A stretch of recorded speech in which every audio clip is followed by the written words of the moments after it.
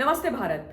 कुछ दिन पहले जिस प्रकार से देश के प्रधानमंत्री नरेंद्र मोदी जी का काफिला फिरोजपुर के एक फ्लाईओवर पर रोका गया और उसके बाद उनको क्षति पहुंचाने की कोशिश की गई, उस विषय पर अब तमाम बातें इस बात पर आकर के टिक गई हैं कि नेक्स्ट कोर्स ऑफ एक्शन क्या होगा, यानी कि इसकी जो छानबीन होगी, इन्वेस्टिगेशन होगी, वो किस प्रकार की होगी। क्योंकि पूरे देश की जनता ये जानना चाहती है कि आखिर ये इतना बड़ा षड्यंत्र रचा तो रचा किसने था। मैंने इस विषय पर पहले भी एयर कमोडोर कार्तिकेय काले, एवीएसएम रिटायर्ड, जो सिक्योरिटी मामलों के जानकार हैं, 34 वर्ष उन्होंने भारतीय वायुसेना को दिए, इस देश को दिए, उनसे कई प्रश्न किए थे। आज मैंने उनको फिर से अपने चैनल पर आमंत्रित किया है।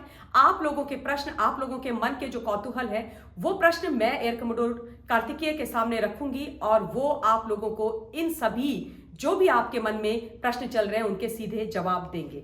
एयर कमोडोर कार्तिकेय, आपका मेरे चैनल पर हार्दिक अभिनंदन है। आपसे मेरी अभी कुछ दिन पहले बात हुई थी तो आपने मुझे बोला और मेरे चैनल के माध्यम से तमाम लोगों को बताया कि किस प्रकार से मोदी जी के ऊपर, यानी कि पीएम के ऊपर जो षड्यंत्र रचा गया, उसकी मल्टी लेयर्ड इन्वेस्टिगेशन होनी चाहिए और नीचे से लेकर ऊपर तक तमाम लोगों को इन्वेस्टिगेट किया जाना चाहिए जिनकी इन्वॉल्वमेंट इसमें हो सकती है, और कार्यपालिका से हो या फिर वो राजनीतिक से आते हो।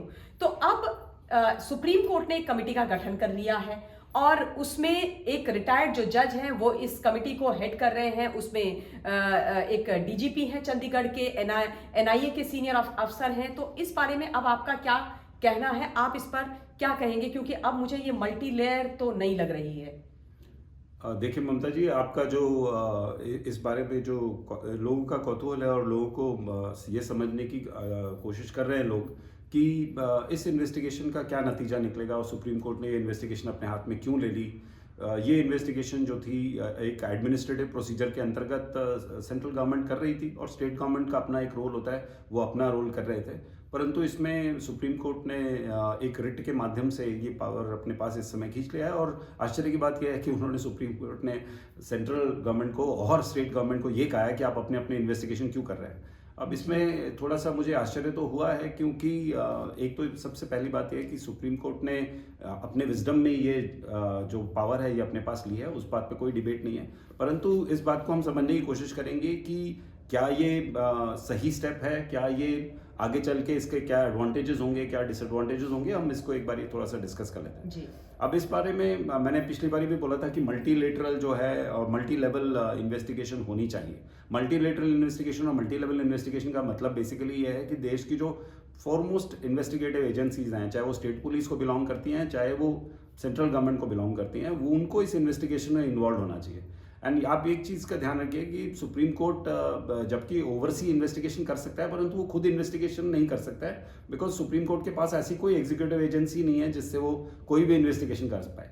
तो देयरफॉर बात यही आएगी कि सुप्रीम कोर्ट की बॉडी को भी सेंट्रल गवर्नमेंट को ही रिक्वेस्ट करना पड़ेगा इन्वेस्टिगेशन के लिए, या किसी इन्वेस्टिगेटिव एजेंसी को, या स्टेट गवर्नमेंट को रिक्वेस्ट करना पड़ेगा इन्वेस्टिगेशन के लिए।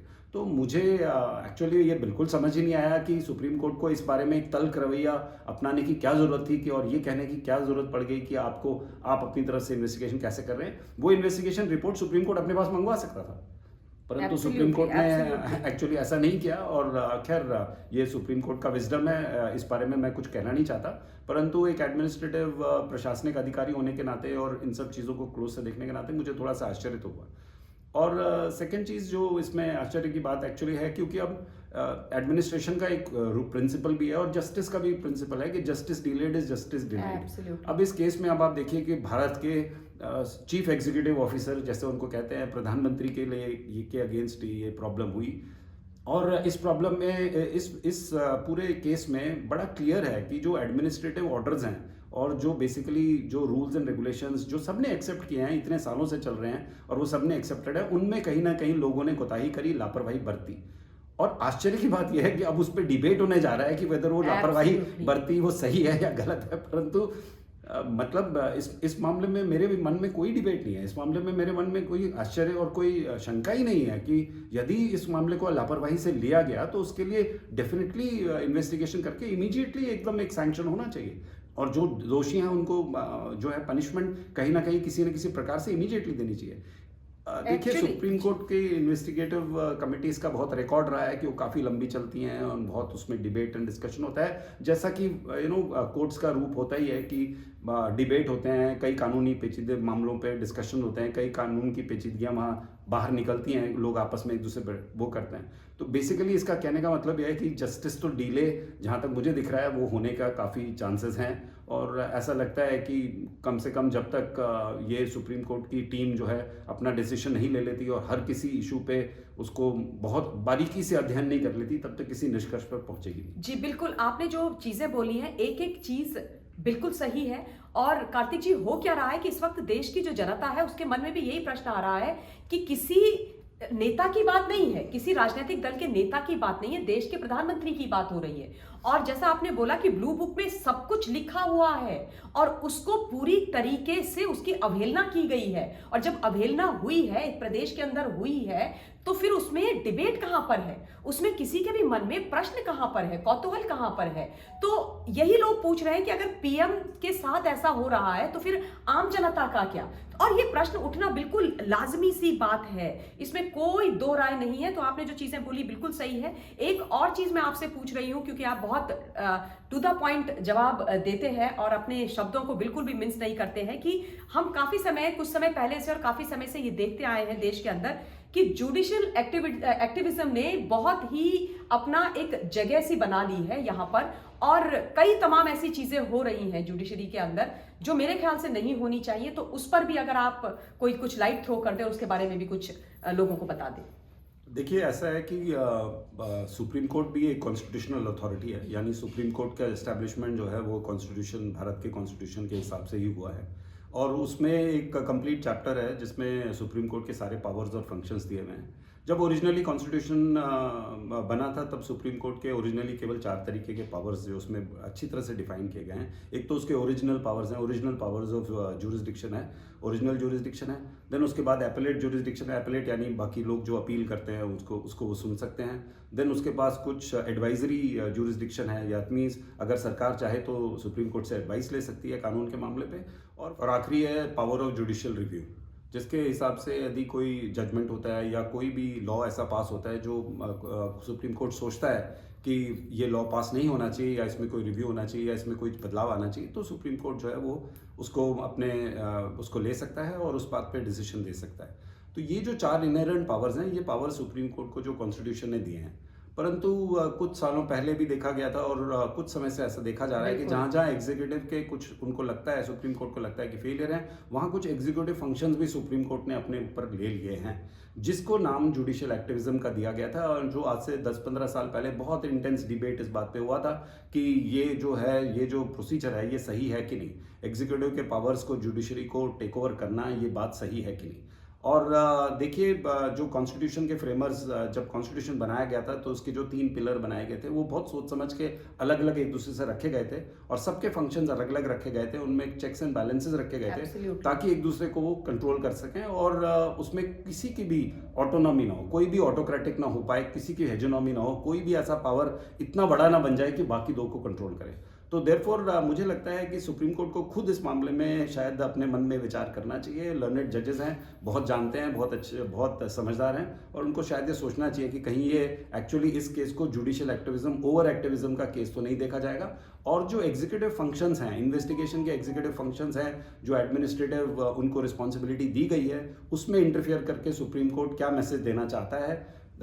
ये केस बहुत ही straight forward and simple case था जहाँ तक मैं समझता हूँ, और लगता है मुझे कि सुप्रीम कोर्ट में इस रिट को एडमिट करने के बाद इसको ज़्यादा कॉम्प्लेक्स बना दिया है और मेरे हिसाब से शायद जो इसमें अननेसेसरीली स्टेट वर्सेस सेंटर का जो ये खेल अब स्टार्ट हो गया है, ये बहुत ही गलत है। ये मेरे विचार है जी। अभी और इसके बाद मैं आपसे एक अपना आखिरी प्रश्न लेना चाहती हूँ। जैसा हम सब लोग देख रहे हैं कि 6 फॉर जस्टिस जो ऑर्गेनाइजेशन है वो ओन अप कर रही है इस पूरे षड्यंत्र को। और जब सुप्रीम कोर्ट में ये मामला जाने लगा था, जा रहा था, तो ऑलमोस्ट 60 वकीलों को फोन आए थे, एक प्री रिकॉर्डेड मैसेज आया था, एक यूके का नंबर था उसके द्वारा, और लिटरली लोगों को धमकाया जा रहा था कि सुप्रीम कोर्ट को नहीं सुनना चाहिए, आप लोगों में से किसी ने कुछ बोलना नहीं चाहिए, हमने प्रधानमंत्री के पूरे काफिले को रोका है, और 84 के दंगों में आप लोगों ने क्या कर दिया, इस तरीके की बातें हो रही हैं। तो ये बहुत चिंताजनक चीजें हैं,